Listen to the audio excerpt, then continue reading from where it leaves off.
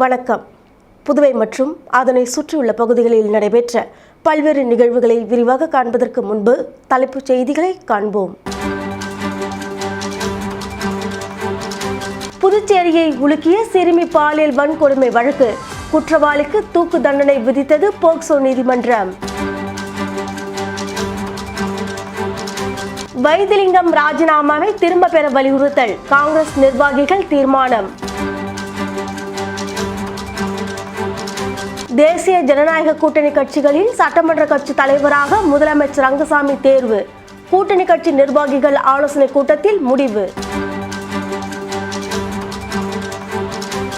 மும்மொழி கொள்கைக்கு எதிர்ப்பு, தமிழ் உரிமை இயக்கம் சார்பில் ரயில் மறியல் போராட்டம். இனி விரிவான செய்திகள். புதுச்சேரியை உலுக்கிய சிறுமி பாலியல் வன்கொடுமை செய்து கொலை செய்யப்பட்ட வழக்கில் குற்றவாளிக்கு தூக்கு தண்டனை விதித்து புதுச்சேரி போக்சோ நீதிமன்றம் உத்தரவிட்டுள்ளது. புதுச்சேரி முத்தியால்பேட்டையில் கடந்த 2024ஆம் ஆண்டு வீட்டின் அருகே விளையாடிக் கொண்டிருந்த சிறுமி கடத்திச் செல்லப்பட்டு பாலியல் வன்கொடுமை செய்யப்பட்டு கொலை செய்யப்பட்டார். புதுச்சேரியை உலுக்கிய இந்த வழக்கில் கருணாஸ் என்கிற இளைஞர் மற்றும் விவேகானந்தன் என்கிற முதியவர் என 2 பேர் கைது செய்யப்பட்டு காலாப்பட்டு மத்திய சிறையில் அடைக்கப்பட்டனர். இருவரும் சிறையில் இருந்த நிலையில் விவேகானந்தன் சிறையில் தூக்கிட்டு தற்கொலை செய்து கொண்டார். சிறையில் அடைக்கப்பட்ட கருணாஸ் உயிரோடு இருக்கும் நிலையில் இந்த வழக்கு புதுச்சேரி போக்சோ நீதிமன்றத்தில் நடைபெற்று வந்தது. சுமார் 2 ஆண்டுகள் நடைபெற்று வந்த இந்த வழக்கின் விசாரணைகள் முடிவடைந்த நிலையில் இந்த வழக்கின் தீர்ப்பு இன்று வெளியாகும் என்று அறிவிக்கப்பட்டிருந்தது. அதன்படி நீதிபதி சுமதி தீர்ப்பு வழங்க வந்த நிலையில் குற்றவாளியான கருணாஸிடம் இறுதி விசாரணை நடத்தினார். விசாரணை முடிவில் வழக்கில் குற்றம் சாட்டப்பட்ட கருணாஸ் குற்றவாளி என நீதிபதி சுமதி உறுதிப்படுத்தி குற்றவாளிக்கு தூக்கு தண்டனை விதித்து தீர்ப்பு வழங்கினார். மேலும் பாதிக்கப்பட்ட சிறுமியின் குடும்பத்திற்கு 10 லட்சம் ரூபாய் இழப்பீடு வழங்கவும் உத்தரவிட்டார். புதுச்சேரியை உலுக்கிய இந்த வழக்கில் குற்றவாளிக்கு ஆதரவாக புதுச்சேரியை சேர்ந்த வழக்கறிஞர்கள் யாரும் ஆஜராகாத நிலையில் விழுப்புரம் மாவட்டத்தை சேர்ந்த வழக்கறிஞர்கள் இந்த வழக்கில் ஆஜராகினர் என்பது குறிப்பிடத்தக்கது. குற்றவாளி காக்கா என்கின்ற கருணாஸுக்கு மரண தண்டனை விதித்து தீர்ப்பளித்துள்ளது. இந்த வழக்கு கடந்த 2/3/2024 அன்று புதுவை இந்து சிறுமி கடத்தப்பட்ட போது பெறப்பட்ட புகார் மூலம் தொடங்கியது. இந்த வழக்கின் சார்ஜ் ஷீட் புதுவை போலீசாரால் கடந்த 2/5/2024 அன்று 560 பக்கங்கள் கொண்ட சார்ஜ் ஷீட் போடப்பட்டது. இந்த வழக்கின் விசாரணை கடந்த 25/11/2024 தொடங்கப்பட்டு 30/4/2026 அன்று தீர்ப்பு வெளிவந்தது. தீர்ப்பில் குற்றவாளி காக்கா என்கின்ற கருணாஸ் என்று நிரூபணமானது. அந்த தீர்ப்பின் தண்டனை விவரம் இன்று புரொபேஷன் ஆபீசரோட ரிப்போர்ட்டுக்கு பிறகு இன்று வெளியிடப்பட்டது. இன்று வந்த தீர்ப்பில் தண்டனை விவரத்தில் குற்றவாளி காக்கா என்கின்ற கருணாஸுக்கு கொலை குற்றத்திற்காகவும் போக்சோ 3 பிரிவுகளிலும் மரண தண்டனை என்று தீர்ப்பளிக்கப்பட்டுள்ளது. 2ஆம் உலகப் போர் நிறைவு பெற்றதன் 81வது ஆண்டு நினைவு தினத்தை முன்னிட்டு புதுச்சேரியில் உள்ள போர் வீரர்கள் நினைவு தூணில் வீரர்களுக்கு அஞ்சலி செலுத்தப்பட்டது. 2ஆம் உலகப் போர் நிறைவு பெற்றதன் 81ஆம் ஆண்டு நினைவு நாள் புதுச்சேரியில் அனுசரிக்கப்பட்டது. இதனையொட்டி கடற்கரை சாலையில் உள்ள போர் வீரர் நினைவு தூணில் புதுச்சேரி அரசு சார்பில் மாவட்ட ஆட்சியர் குலோத்துங்கன் மற்றும் புதுச்சேரிக்கான பிரான்ஸ் நாட்டு துணை தூதர் ஏடிஎன் ரோலண்ட் பியக் ஆகியோர் மலர் வளையம் வைத்து அஞ்சலி செலுத்தினர். மேலும் 2ஆம் உலகப் போரில் உயிர் நீத்த வீரர்களை நினைவு கூறும் வகையில் இந்தியா மற்றும் பிரான்ஸ் நாடுகளின் தேசிய கொடிகள் ஏற்றப்பட்டு 2 நாட்டு தேசிய கீதங்கள் இசைக்கப்பட்டன. தொடர்ந்து மௌன அஞ்சலியும் செலுத்தப்பட்டது.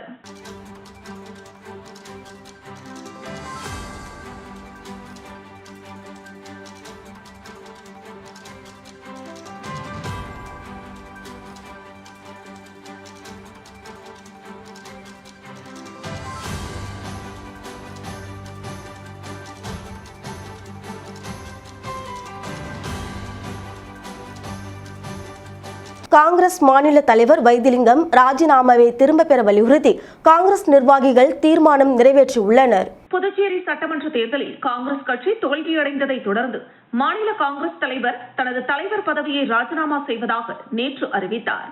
இதனைத் தொடர்ந்து புதுச்சேரி பிரதேச காங்கிரஸ் கட்சி அலுவலகத்தில் மாநில, மாவட்ட மற்றும் வட்டார நிர்வாகிகள் கலந்து கொண்ட ஆலோசனைக் கூட்டம் நடைபெற்றது. கூட்டத்தில் கலந்து கொண்ட நிர்வாகிகள் அனைவரும் வைத்திலிங்கம் தனது ராஜினாமாவை திரும்ப பெற வேண்டும் என்றும் அவரது ராஜினாமாவை கட்சி தலைமை ஏற்கக்கூடாது என்றும் வலியுறுத்தினர். மேலும் அண்மை காலமாக கட்சி விரோத செயல்களில் ஈடுபட்டு வரும் நிர்வாகிகள் மீது கடுமையான நடவடிக்கை எடுக்க வேண்டும் என்றும் கூட்டத்தில் கருத்து தெரிவிக்கப்பட்டது. இதுகுறித்த தீர்மானமும் நிறைவேற்றப்பட்டது. அதேபோல புதுச்சேரி பிரதேச காங்கிரசின் பல்வேறு பிரிவுகளின் தலைவர்கள், மாநில நிர்வாகிகள் மற்றும் வட்டார காங்கிரஸ் தலைவர்கள் தனித்தனியாக கடிதம் மூலம் தங்களது ஆதரவை தெரிவித்துள்ளனர். லாஸ்பேட்டை, காமராஜர் நகர், நெட்டப்பாக்கம், வில்லியனூர் உள்ளிட்ட பகுதிகளைச் சேர்ந்த நிர்வாகிகள் சார்பில் 40க்கும் மேற்பட்ட மனுக்கள் பெறப்பட்டதாகவும் கூட்டத்தின் முடிவில் வைத்திலிங்கம் தலைமையில் கட்சியை மேலும் வலுப்படுத்த நடவடிக்கை எடுக்க முடிவு செய்யப்பட்டதாகவும் தெரிவிக்கப்பட்டது.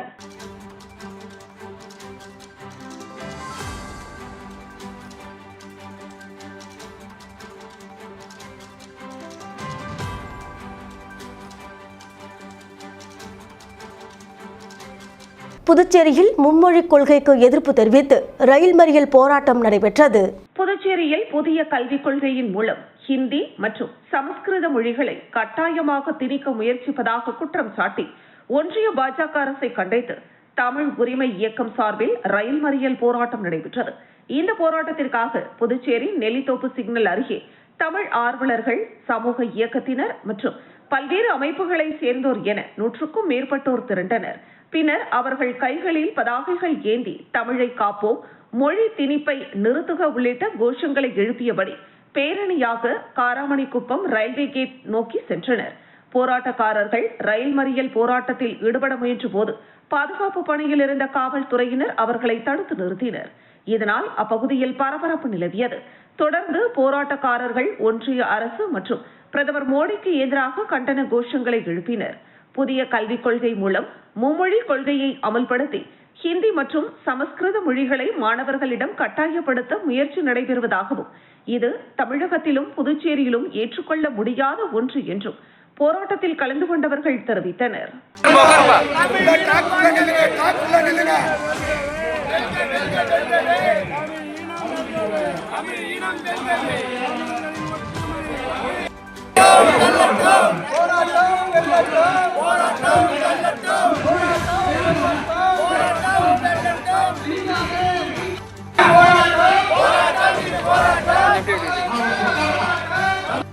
கோட்டக்குப்பம் நகராட்சி முன்பு தமிழக வெற்றிக் கழக நிர்வாகிகள் சாகும் வரை பட்டினி போராட்டத்தில் ஈடுபட்டனர். விஜய் முதல்வராகும் வரை போராட்டம் தொடரும் என்றும் அறிவித்துள்ளனர். தமிழ்நாட்டில் நடந்து முடிந்த சட்டமன்ற தேர்தலில் தமிழக வெற்றிக் கழகம் கட்சி 108 இடங்களில் அமோக வெற்றி பெற்று ஆட்சி அமைக்கும் தருவாயில் உள்ளது.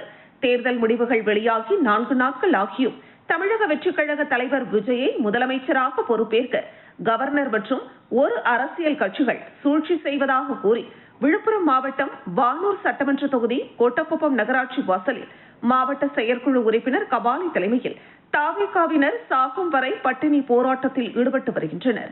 இந்த போராட்டத்தில் கோட்டக்குப்பம் நகராட்சிக்குட்பட்ட தாவேகாவினர் திரண்டு வந்து ஆதரவு தெரிவித்து வருவதால் அங்கு பதற்றம் ஏற்பட்டு வருகிறது. கோட்டக்குப்பம் காவல் நிலைய ஆய்வாளர் விஸ்வநாதன் உண்ணாவிரத போராட்டத்தில் ஈடுபட்டு வரும் கபாலியிடம் பேச்சுவார்த்தை நடத்தி வருகின்றனர்.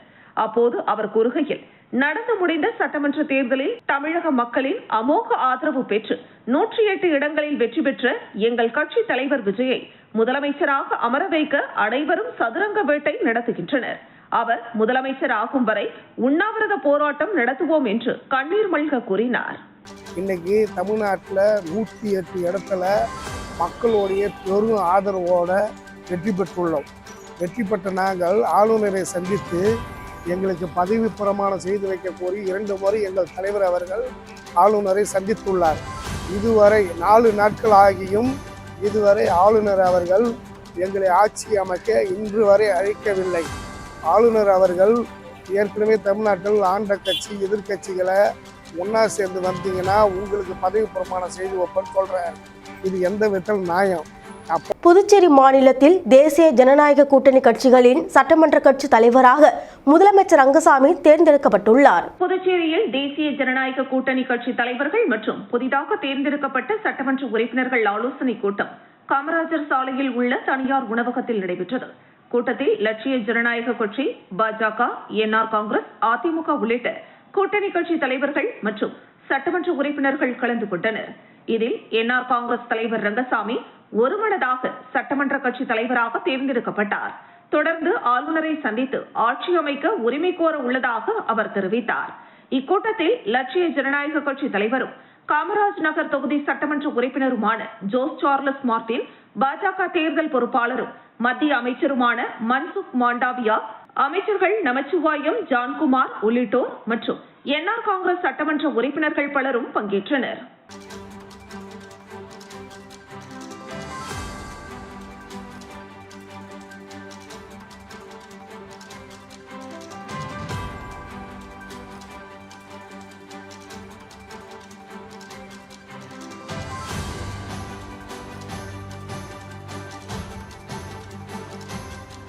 தவளக்குப்பம் அண்ணா நகரில் எழுந்தருளியுள்ள அருள்மிகு சொர்ண கிருஷ்ண பைரவர் மற்றும் அஷ்ட பைரவர் ஆலயத்தில் 5ஆம் ஆண்டு அஷ்டமி பெருவிழா கொடியேற்றத்துடன் தொடங்கியது. புதுச்சேரி மாநிலத்தில் தனித்திரு கோவிலாக தவளக்குப்பம் அண்ணா நகரில் எழுந்தருளியுள்ள அருள்மிகு ஸ்ரீ சொர்ண கிருஷ்ண பைரவர் மற்றும் அஷ்ட பைரவர்கள் ஆலயத்தில் 5ஆம் ஆண்டு அஷ்ட பெருவிழா வியாழக்கிழமை காலை 7 மணிக்கு மேல் கணபதி வேள்வி மற்றும் நவகிரக வேள்வி, பால், தயிர், சந்தனம், அபிஷேகத்தூள், மஞ்சள், விபூதி, தேன், இளநீர், பஞ்சாமிரதம் மற்றும் வாசனை திரவியங்கள் மூலம் சிறப்பு திருமஞ்சனம் நடைபெற்றது.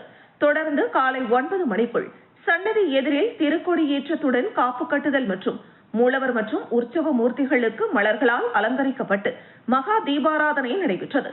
தொடர்ந்து மாலை 6 மணிக்கு ஊரணி பொங்கல் வைத்து பைரவருக்கு படையல் விட்டனர். இந்த நிகழ்ச்சிக்கான ஏற்பாட்டினை விழாக்குழு, அண்ணா நகர், தேவநாத சுவாமி பெருமாள் நகர் மற்றும் தவளக்குப்பம் கிராமவாசிகள், ஊர் பெரியோர்கள், பொதுமக்கள், மேலும் ராயல் வெங்கடேசன், சிவஞானம் ஆகியோர் செய்திருந்தனர். நடைபெற்ற சட்டமன்ற தேர்தலில் திருபுவனை தொகுதியில் சாய் சரவணகுமார் வெற்றி பெற்றதை தொடர்ந்து திருபுவனை தொகுதி முழுவதும் வாக்களித்த பொதுமக்களுக்கு அவர் நன்றி தெரிவித்தார். புதுச்சேரியில் நடைபெற்ற சட்டமன்ற தேர்தலில் தமிழக வெற்றிக் கழகம் சார்பாக திருபுவனை தொகுதியில் போட்டியிட்டு வெற்றி பெற்ற வேட்பாளர் ஏ.கே. சாய்ஜி சரவணகுமார் திருபுவனை தொகுதி முழுவதும் வாக்களித்த பொதுமக்களுக்கு நன்றி தெரிவித்தார். முன்னதாக திருவண்டார்கோவில் பகுதியில் வெற்றி பெற்ற வேட்பாளர் சாய்ஜி சரவணகுமாருக்கு ஆதரவாளர்கள் மாலை அணிவித்து ஆரத்தி எடுத்து பட்டாசு வெடித்து இனிப்பு வழங்கி உற்சாக வரவேற்பு அளித்தனர். இதனைத் தொடர்ந்து திருபுவனை பாளையம், நல்லூர், மதகடிப்பட்டு 4 முனை சந்திப்பு, களித்தீர்த்தால் குப்பம், ஆண்டியார் பாளையம், சிலுக்காரிப்பாளையம், குச்சிப்பாளையம், களித்தீர்த்தால் குப்பம் பேட், திருபுவனை சின்னப்பேட், பெரியபேட், சன்னியாசி குப்பம், கொத்தபுரி நத்தம், விநாயகம்பட்டு, சோரப்பட்டு, பம்புப்பட்டு, சொல்லிப்பட்டு உள்ளிட்ட பல்வேறு இடங்களுக்கு நேரடியாக சென்று வாக்களித்த பொதுமக்களுக்கு தனது மனமார்ந்த நன்றியினை தெரிவித்தார். மேலும் இத்தொகுதியில் உள்ள அடிப்படை வசதிகள் அனைத்தும் செய்து கொடுக்கப்படும் என்றும், எந்த பிரச்சனை என்றாலும் அனைத்து தரப்பு மக்களும் 24 மணி நேரமும் தன்னை தொடர்பு கொள்ளலாம் என்றும் பொதுமக்கள் மத்தியில் எடுத்துரைத்தார். இதேபோல் செல்லும் அனைத்து இடங்களிலும் சட்டமன்ற உறுப்பினர் சாய்ஜி சரவணகுமாருக்கு பொதுமக்கள் உற்சாக வரவேற்பு அளித்தனர். முருங்கப்பாக்கம் பகுதியில் எழுந்தருளில் உள்ள அருள்மிகு ஸ்ரீ திரௌபதி அம்மன் ஆலயத்தில் நடைபெற்ற அர்ஜுனன் தபசு விழாவில் சிறப்பு அழைப்பாளராக பங்கேற்ற அரியாங்குப்பம் பஞ்சாயத்து முன்னாள் சேர்மன் ஆனந்தன் சுவாமி தரிசனம் செய்தார். புதுச்சேரி மாநிலம் முருங்கம்பாக்கம் பகுதியில் அமைந்துள்ள அருள்மிகு ஸ்ரீ திரௌபதி அம்மன் ஆலயத்தின் பிரம்மோற்சவ விழா நடைபெற்று வருகிறது. இதில் 4ஆம் நாள் உபயதாரர்கள், சான்றோர் குல மரபினர், கிராமணியர் மற்றும் நாடார் சமூகத்தை சேர்ந்தவர்கள் உபயம் விழா நடைபெற்றது. முன்னதாக காலை 10 மணி முதல் 11:30 மணி வரை ஸ்ரீ திரௌபதி அம்மன், முத்தால்வராயர் மற்றும் ஆலய வளாகத்தில் உள்ள பரிவார மூர்த்திகளுக்கு சிறப்பு அபிஷேகங்கள் நடைபெற்றது. அதனைத் தொடர்ந்து மாலை சுவாமி வீதி உலா மற்றும் வான வேடிக்கைகள் நடைபெற்றது. இதில் திரளான பக்தர்கள் கலந்து கொண்டு சுவாமி தரிசனம் செய்தனர். மேலும் நிகழ்ச்சியின் சிறப்பு பூஜையில் சிறப்பு அழைப்பாளராக அரியாங்குப்பம் கொம்யூன் பஞ்சாயத்து முன்னாள் சேர்மன் ஆனந்தன் கலந்து கொண்டு சுவாமி தரிசனம் செய்தார். அவருக்கு ஆலய நிர்வாகிகள் சார்பில் மாலை அணிவிக்கப்பட்டு மரியாதை செய்யப்பட்டது. இதனைத் தொடர்ந்து அர்ஜுனன் தபசு விழாவில் பங்கேற்ற பக்தர்களுக்கு அன்னதானம் வழங்கினார்.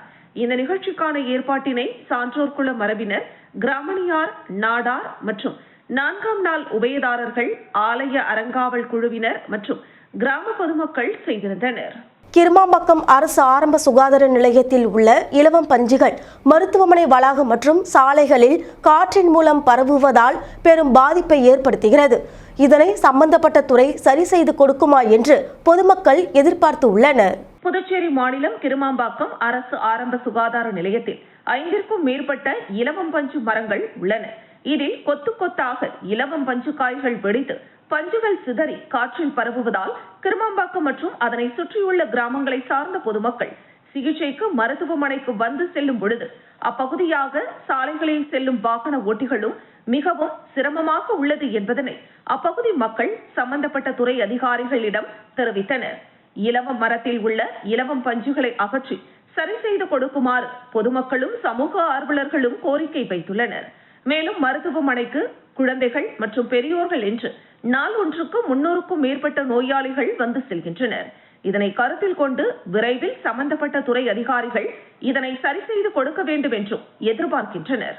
அரியாங்குப்பம் சுப்ராயப்பிள்ளை வீதியில் எழுந்தரில் இருக்கும் ஸ்ரீ கங்கையம்மன் ஆலயத்தில் 20வது ஆண்டு வசந்த உற்சவ விழாவில் முன்னாள் சேர்மன் ஆனந்தன் பங்கேற்று சுவாமி தரிசனம் செய்தார். அரியாங்குப்பம் சுப்ராயப்பிள்ளை வீதியில் எழுந்தருளி இருக்கும் அருள்மிகு ஸ்ரீ கங்கையம்மன் ஆலயத்தின் 20ஆம் ஆண்டு வசந்த உற்சவ விழா நடைபெற்றது. இதில் காலை அம்மனுக்கு பால், தயிர், இளநீர், மஞ்சள், சந்தனம், பன்னீர் மற்றும் திரவியங்களாலான சிறப்பு அபிஷேகங்கள் நடைபெற்று சிறப்பு அலங்காரத்தில் மகா தீபாராதனை காண்பிக்கப்பட்டது. தொடர்ந்து நண்பகல் சாகை வார்த்தல் நிகழ்ச்சியும் நடைபெற்றது. இதில் அரியாங்குப்பம் கொம்யூன் பஞ்சாயத்து முன்னாள் சேர்மன் ஆனந்தன் சிறப்பு அழைப்பாளராக கலந்து கொண்டு சுவாமி தரிசனம் செய்தார். அவருக்கு ஆலய நிர்வாகிகள் சார்பில் மாலை அணிவிக்கப்பட்டு மரியாதை செய்யப்பட்டது. இந்த விழாவில் ஏராளமான பக்தர்கள் கலந்து கொண்டு சுவாமி தரிசனம் செய்தனர். இவ்விழாவிற்கான ஏற்பாடுகளை ஆலய நிர்வாக குழுவினர் பொதுமக்கள் சிறப்பாக செய்திருந்தனர். லாஸ்பேட்டை தாகூர் அரசு கலை கல்லூரி மைதானத்தில் 2 நாட்கள் IPL ஃபேன் பார்க் விழா நடைபெற உள்ளது. புதுச்சேரி லாஸ்பேட்டை பகுதியில் உள்ள தாகூர் அரசு கலை கல்லூரி மைதானத்தில் வரும் 9 மற்றும் 10 ஆகிய 2 நாட்கள் IPL ஃபேன் பார்க் நிகழ்ச்சி நடைபெற உள்ளது. இதுகுறித்து IPL சார்பில் நிர்வாகிகள் செய்தியாளர்களிடம் பேட்டி அளித்தனர். அப்போது அவர்கள் கூறுகையில், ரசிகர்கள் ஸ்டேடியத்தில் போட்டி பார்ப்பது போன்ற அனுபவத்தை பெறும் வகையில் பெரிய திரையில் நேரலை போட்டிகள் ஒளிபரப்ப ஏற்பாடு செய்யப்பட்டுள்ளதாக தெரிவித்தனர். மேலும் ரசிகர்களுக்காக தனி gaming activities, face painting, selfie and touch booth மற்றும் கிட்ஸ் ஜோன் உள்ளிட்ட பல்வேறு பொழுதுபோக்கு அம்சங்களும் ஏற்பாடு செய்யப்பட்டுள்ளதாக கூறினர். ரசிகர்களை உற்சாகப்படுத்த லக்கி டிரா நடத்தப்பட்டு தேர்வு செய்யப்படும் ரசிகர்களுக்கு IPL ஜெர்சிகள் பரிசாக வழங்கப்படும் என்றும் தெரிவித்தனர். நிகழ்ச்சியில் ரசிகர்களின் பாதுகாப்பிற்காக ஆம்புலன்ஸ், ஃபயர் மற்றும் ரெஸ்கியூ டீம் மற்றும் பிரைவேட் செக்யூரிட்டி கார்ட்ஸ் ஆகியோர் பணியில் இருப்பார்கள் என தெரிவித்த நிர்வாகிகள் அனைவரும் குடும்பத்துடன் வந்து நிகழ்ச்சியை சிறப்பிக்க அழைப்பு விடுத்தனர். பிரசிடென்சி பள்ளி மாணவி 12ஆம் வகுப்பு பொதுத் தேர்வில் 598 மதிப்பெண்களுடன் மாநில அளவில் முதலிடம் பிடித்துள்ளார். புதுச்சேரியில் தமிழக பாடத்திட்டத்தை பின்பற்றி செயல்பட்டு வரும் தனியார் பள்ளிகளில் இந்த ஆண்டிற்கான 12ஆம் வகுப்பு பொதுத் தேர்வு முடிவுகள் இன்று வெளியிடப்பட்டன. இதில் புதுச்சேரி ரெட்டியார்பாளையம் பகுதியில் செயல்பட்டு வரும் பிரசிடென்சி எலைட் ஹையர் செகண்டரி பள்ளி மாணவி 600 மதிப்பெண்களுக்கு 598 மதிப்பெண்கள் பெற்று மாநில அளவில் முதலிடம் பிடித்து சாதனை படைத்துள்ளார். மாணவியின் இந்த சிறப்பான சாதனையை தொடர்ந்து பள்ளியில் பாராட்டு விழா நடைபெற்றது. பள்ளியின் தாளாளர் கிறிஸ்டிராஜ் மாணவிக்கு பொன்னாடை அணிவித்து இனிப்புகள் வழங்கி வாழ்த்து தெரிவித்தார். மேலும் ஆசிரியர்கள் மற்றும் மாணவர்கள் கைத்தட்டி பாராட்டி மகிழ்ச்சியை வெளிப்படுத்தினர். அதேபோல் மாநில அளவில் அடுத்தடுத்த இடங்களை பெற்ற மாணவர்களுக்கும் பள்ளி நிர்வாகம் சார்பில் பாராட்டு தெரிவிக்கப்பட்டது. மாணவர்களின் வெற்றிக்கு ஆசிரியர்களின் அர்ப்பணிப்பு மற்றும் பெற்றோர்களின் ஒத்துழைப்பே காரணம் என பள்ளி நிர்வாகம் தெரிவித்தது. இந்த ஆண்டு 12ஆம் வகுப்பு பொதுத் தேர்வில் பிரசிடென்சி எலைட் ஹையர் செகண்டரி பள்ளி 100% தேர்ச்சி பெற்று மேலும் ஒரு சாதனையை பதிவு செய்துள்ளது குறிப்பிடத்தக்கது. திண்டிவனம் நகராட்சி சார்பில் ஜக்கம்பேட்டை புறவழி சாலையில் குப்பைகளை எரிப்பதினால் ஏற்படும் புகையின் காரணமாக பொதுமக்களும் வாகன ஓட்டிகளும் பாதிக்கப்படுகின்றனர். திண்டிவனம் நகராட்சி நிர்வாகமானது குப்பைகளை ஜக்கம்பேட்டை புறவழி சாலை அருகே போட்டு எரிப்பதினால் அவ்வழியே செல்லும் இருசக்கர வாகன ஓட்டிகள் புகையால் பாதிக்கப்படுகின்றனர். கண் எரிச்சலும் விபத்து ஏற்படும் சூழலும் நிலவுகிறது. எனவே குப்பைகளை எரிப்பதை தடுக்க கோரி பொதுமக்கள் மற்றும் சமூக ஆர்வலர்கள் மூலம் கோரிக்கை வைக்கப்பட்டுள்ளது. தமிழக கவர்னரை கண்டித்து திண்டிவனத்தில் விழுப்புரம் வடக்கு மாவட்ட காங்கிரஸ் கட்சி சார்பில் ஆர்ப்பாட்டம் நடைபெற்றது. திண்டிவனத்தில் தமிழக கவர்னரை கண்டித்து விழுப்புரம் வடக்கு மாவட்ட காங்கிரஸ் கட்சி சார்பில் ஆர்ப்பாட்டம் நடைபெற்றது. நடந்து முடிந்த 2026 தமிழக சட்டமன்ற தேர்தலில் தமிழக வெற்றிக் கழகம் 108 இடங்களை கைப்பற்றி தனிப்பெரும் கட்சியாக ஆட்சி அமைக்க தகுதி பெற்றுள்ளது.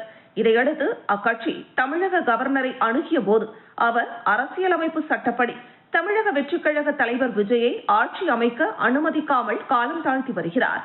ஆகவே அரசியலமைப்பு சட்டத்திற்கு விரோதமாக நடந்து கொண்டுள்ள கவர்னரை கண்டித்தும், பாஜக அரசை கண்டித்தும், அவர்களின் கைப்பாவையாக செயல்படும் கவர்னரை கண்டித்தும் திண்டிவனம் காந்தி சிலை அருகில் விழுப்புரம் வடக்கு மாவட்ட காங்கிரஸ் கட்சி விழுப்புரம் வட தலைவர் வழக்கறிஞர் ரங்கபூபதி தலைமையில் கண்டன ஆர்ப்பாட்டம் நடைபெற்றது. இதில் நகர தலைவர் பொறுப்பு சதீஷ்குமார் உள்ளிட்ட மாவட்ட, வட்டார, நகர நிர்வாகிகள் கலந்து கொண்டு கண்டன கோஷமிட்டனர். திண்டிவனம் அருகில் தேசிய நெடுஞ்சாலையில் சொகுசு பேருந்து கவிழ்ந்த விபத்தில் 20க்கும் மேற்பட்டோர் காயமடைந்தனர். ஒருவர் பலியான நிலையில் கடும் போக்குவரத்து பாதிப்பு ஏற்பட்டது. சென்னையில் இருந்து திருச்சி நோக்கி தனியார் சொகுசு பேருந்து ஒன்று சென்று கொண்டிருந்தது. இந்த பேருந்தானது திண்டிவனம் அடுத்த பாலப்பட்டு அருகே சென்று கொண்டிருந்த போது ஓட்டுநரின் கட்டுப்பாட்டை இழந்த பேருந்தானது சாலையில் எதிர் திசையில் சென்று தலைகீழாக கவிழ்ந்து விபத்திற்குள்ளானது.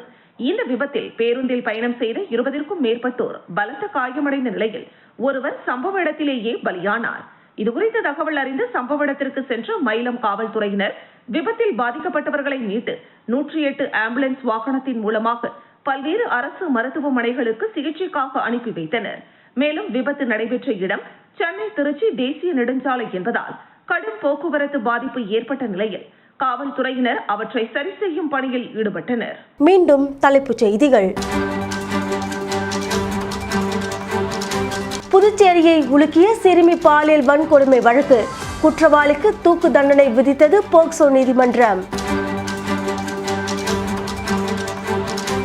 வைத்திலிங்கம் ராஜினாமாவை திரும்ப பெற வலியுறுத்தல், காங்கிரஸ் நிர்வாகிகள் தீர்மானம். தேசிய ஜனநாயக கூட்டணி கட்சிகளின் சட்டமன்ற கட்சி தலைவராக முதலமைச்சர் ரங்கசாமி தேர்வு, கூட்டணி கட்சி நிர்வாகிகள் ஆலோசனை கூட்டத்தில் முடிவு. மும்மொழி கொள்கைக்கு எதிர்ப்பு, தமிழ் உரிமை இயக்கம் சார்பில் ரயில் மறியல் போராட்டம். இத்துடன் செய்திகள் நிறைவடைகின்றது. உங்களிடமிருந்து விடைபெறுவது ஜானகி. செய்திகளை உடனுக்குடன் தெரிந்து கொள்ள கமலா தொலைக்காட்சியின் சமூக வலைதளத்தை பின்பற்றவும். நன்றி, வணக்கம்.